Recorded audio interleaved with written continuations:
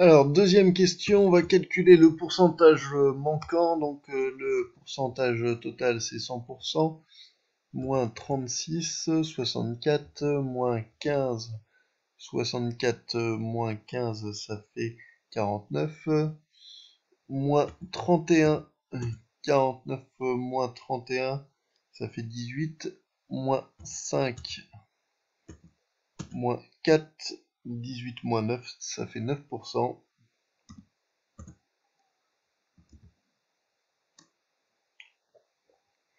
Et c'est les sols bâtis. Les sols agricoles sont constitués de sols cultivés et de sols en herbe.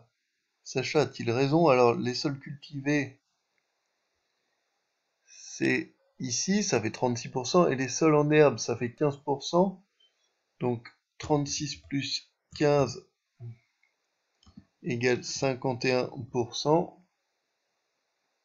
Et donc, 51%, c'est supérieur à 50%. 50%, c'est la moitié du sol français. Donc, Sacha a raison.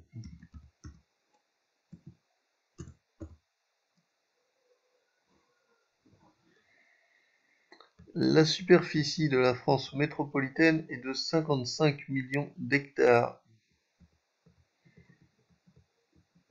Donc, calculer la superficie des sols boisés, cultivés, bâtis en herbe, au million d'hectares près. Alors, ici, du coup, on va faire un exemple. Les autres exemples, ce sera à vous de les faire.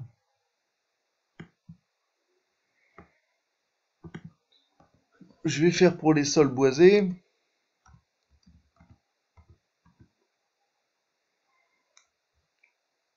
Les sols boisés, donc, c'est 31%.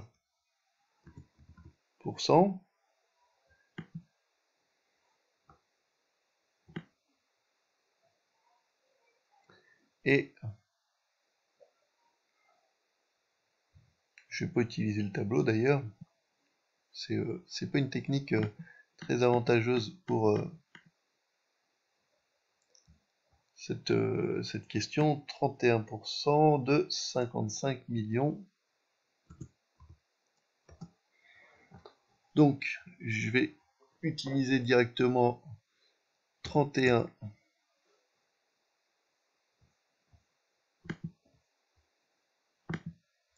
sur 100. Que j'aurais dû écrire la fraction d'abord. Donc 31 sur 100 fois 55 millions d'hectares.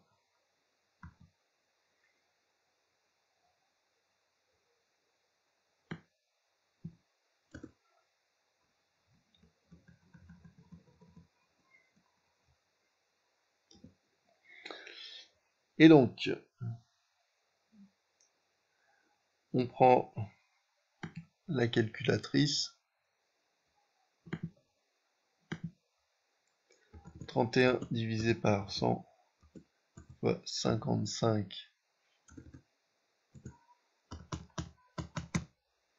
Et on trouve 17 millions 50 000.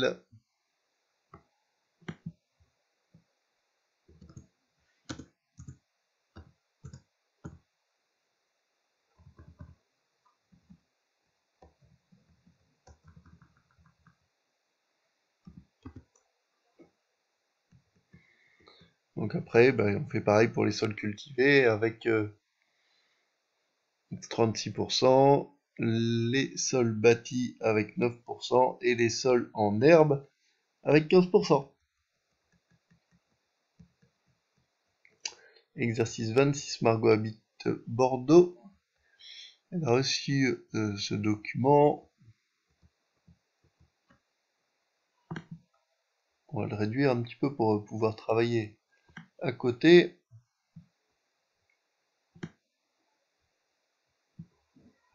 Voilà.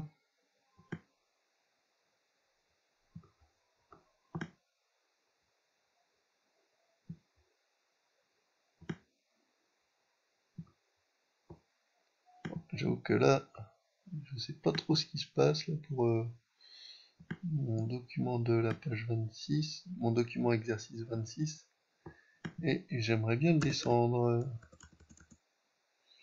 Voilà. Bon, alors, donc recopier et compléter le tableau.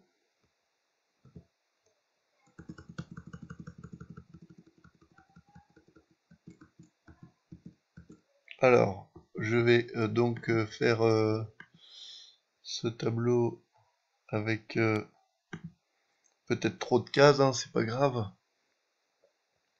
Je supprimerai les cases en trop, c'est plus facile à l'ordinateur que sur votre cahier. Le nombre de cases correspond à tout ce qui correspond au-dessus, juste dans le nombre de gouttes d'eau. Donc les boissons, la cuisine, le jardin, tout ce qui est divers, la vaisselle, le linge, les WC et la salle de bain. J'ai une case en trop. Vaut mieux une en trop qu'une en moins. Alors, on supprime la colonne. Voilà, alors, du coup, 1, et puis on regarde dans le tableau, alors, 1, 6, 6, 6, 10, 12, 20, 29, 39, 6, 6, 6, 10, 12, 20, 39.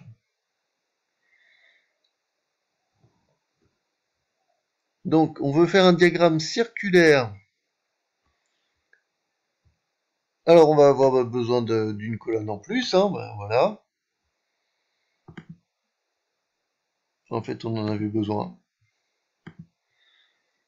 Donc, le total, évidemment, de tous les pourcentages, on l'avait déjà dit, c'est 100%. On a besoin d'une ligne en plus,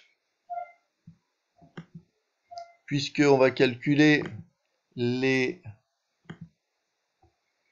angles correspondants, les angles qui vont être proportionnels au taux de chacun. Donc le diagramme circulaire, ça fait 360 degrés. Il va falloir multiplier par un coefficient de proportionnalité. Et le coefficient de proportionnalité, c'est 360. Donc là, ce que je vais faire, c'est que je vais passer sur un logiciel de construction de diagrammes. Et je vais vous montrer comment on fait en fait ce type de diagramme.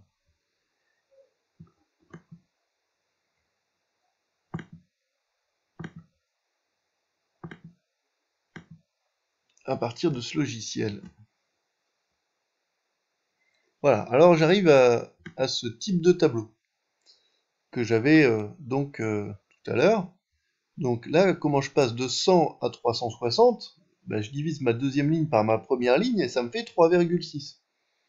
Ça veut dire que pour calculer l'angle des boissons, je vais faire cette case-là fois 3,6. C'est normal, je trouve 3,6. 1 fois 3,6, ça fait 3,6. Et je vais faire pareil partout, donc je vais faire un copier-coller. De l'opération, hein, pas 3,6 partout. Voilà, hop, le logiciel me dit, bah voilà, ça fait toujours ça. Ok, très bien. Ça y est. j'ai rempli ma troisième ligne. Je vais mettre ça en un peu plus petit. Là, comme ça, je peux recopier tranquillement les réponses qui m'ont été données par le logiciel qui a fait les calculs à ma place. Donc 3,6, 21,6, 21,6, 21,6, 36, 43,2, 72 et 140,4. Voilà, alors maintenant il nous reste à tracer ce diagramme circulaire. Comment on trace le diagramme circulaire? On va supprimer cette ligne.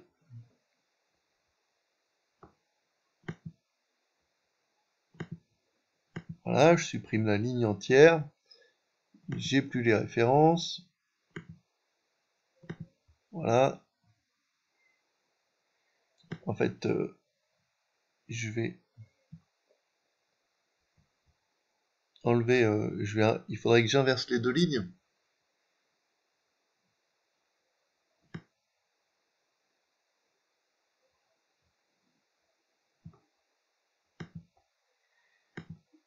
Alors ce que je vais faire, c'est que cette ligne-là, je vais la mettre là.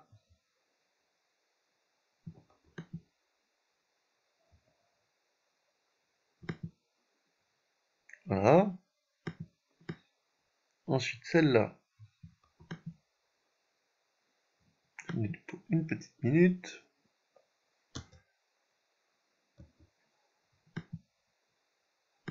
Donc, cette ligne-là, il veut pas le faire. Je la supprime.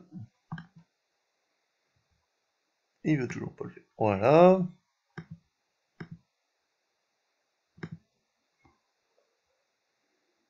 Donc là, égale à ça. Donc c'est B3.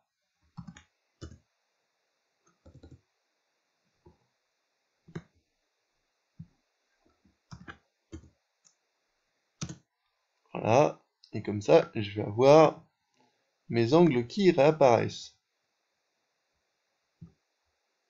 Bon, très bien. Et maintenant, il me reste à insérer mon diagramme avec les angles. Alors c'est quoi? C'est un diagramme circulaire. Voilà. Les angles, la boisson, etc. etc. Voilà. Petite erreur, j'ai inséré le total. Donc on va recommencer.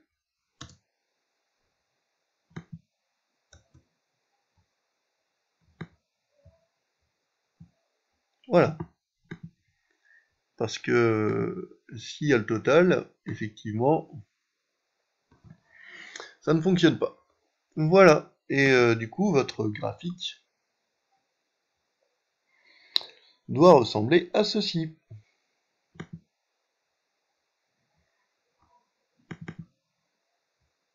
On continue la correction. Si vous voulez, je vais l'insérer le graphique.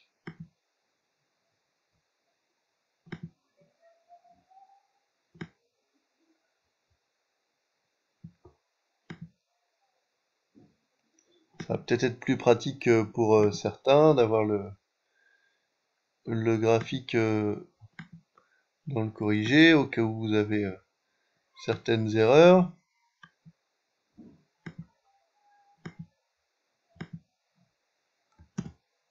Voilà.